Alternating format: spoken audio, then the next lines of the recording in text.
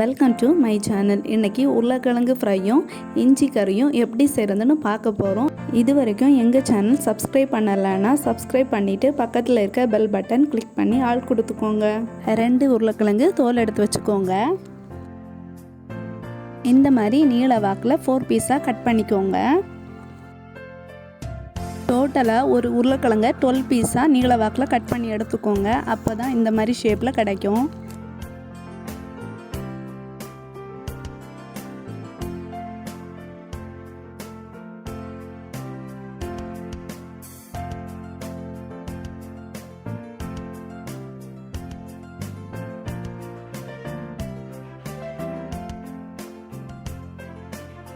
ரெண்டு உருளைக்கிழங்கையும் இப்போ இந்த மாதிரி கட் பண்ணி எடுத்தாச்சு.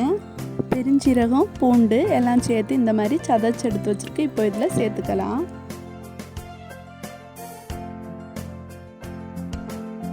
அரை ஸ்பூன் அளவுக்கு மஞ்சள்தூள் சேர்த்துக்கோங்க. தேவையான அளவுக்கு உப்பு சேர்த்துக்கோங்க. அரை ஸ்பூன் மிளகாய்த்தூள் சேர்த்துக்கோங்க.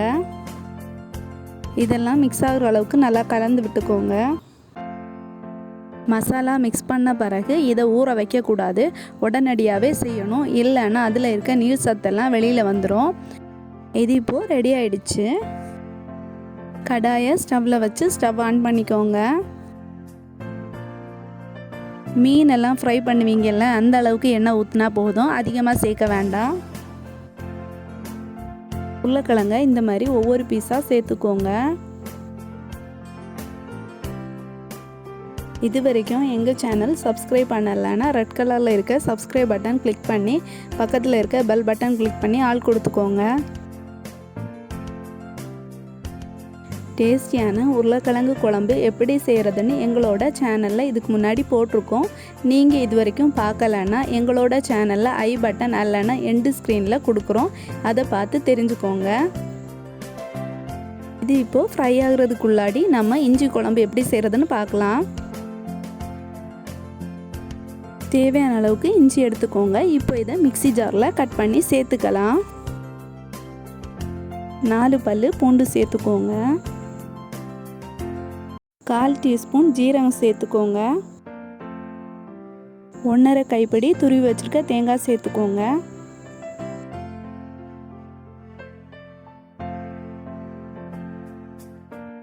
இந்த மாதிரி எல்லாத்தையும் ஒன்றொன்னா திருப்பி போட்டுக்கோங்க. ஒரேடியாக திருப்பி போட்டிங்கன்னா மசிஞ்சு போனது மாதிரி ஆகும், அதனால் ஒன்றொன்னாவே திருப்பி போட்டுக்கோங்க. இந்த மாதிரி எல்லாத்தையும் திருப்பி போட்டுக்கோங்க. இஞ்சி கறிக்கு அரைச்சி வச்சுருந்த தேங்காவை இதில் சேர்த்துக்கலாம்.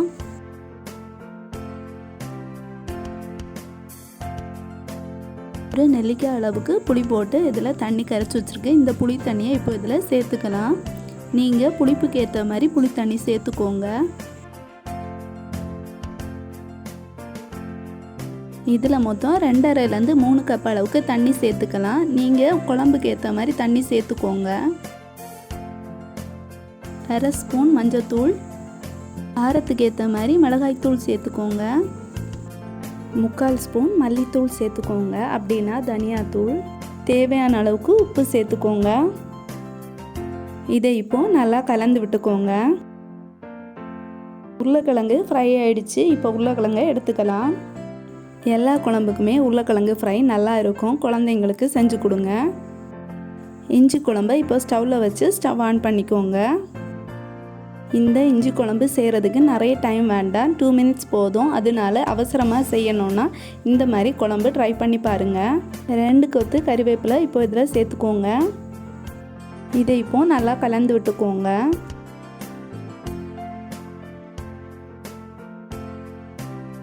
குழம்பு பொங்கி வர்றதுக்கு முன்னாடி பாத்திரத்துக்கு விளிம்பில் தெரியுது. இப்போது குழம்பு பொங்கி வரும். இந்த டைமில் கரண்டி போட்டு நல்லா கலக்கி விட்டுக்கோங்க. இப்போ ஸ்டவ்வை ஆஃப் பண்ணிக்கோங்க. இப்போது டேஸ்டியான இஞ்சி கறி ரெடி ஆகிடுச்சு. இந்த இஞ்சி கறியும் உருளைக்கிழங்கு ஃப்ரையும் எப்படி வந்துச்சுன்னு கமெண்ட் செக்ஷனில் கமெண்ட் பண்ணுங்கள். உங்கள் ஃப்ரெண்ட்ஸுக்கு ஷேர் பண்ணுங்கள். Thank you friends.